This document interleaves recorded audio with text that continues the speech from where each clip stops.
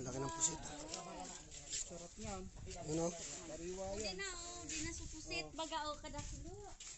Ano yung tawag dyan? Sa ganyan kalaki? Bukain mo din. Ikaw na. Bukad din nga ang tawag dito. Bukad din. Ikaw na mabuka. Bukain mo. Bukain mo. Bukain nyo. Baka mga gat. Oh, laki. Ba yan? Bibinta daw yan sa kasa. Sabi, hindi bawal sa kanila magbinta dito. Kayo magbibili sa kasa. Para sa kagbataan rin. Hindi nakabakal. Tingnan mo lang. Ano ang natin? Ang lalaki ng pusit.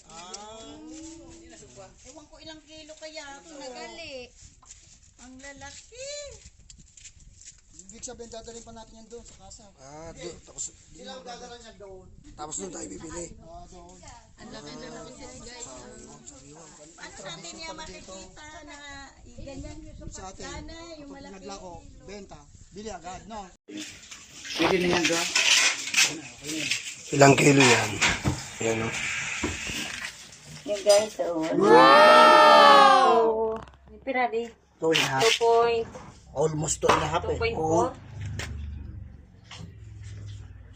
Wala man 1.5. Konti Wala pa. pa naman pala.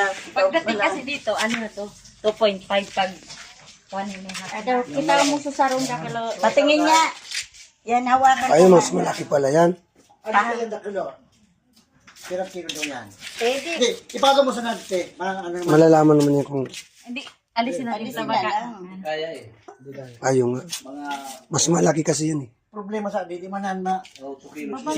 Di ba pag masyado na malaki, magulang na? Hindi, malambot yan. Malambot lang to. Malambot yan. Tapos Oh, pahawakan mo. oh. Laki. Ilang kilo? Ilang kilo yan? Pirang kilo. Five. 5 in 1 quart. 5 in 1/4? Oo. Pirang kuha yan? 5 Yeah.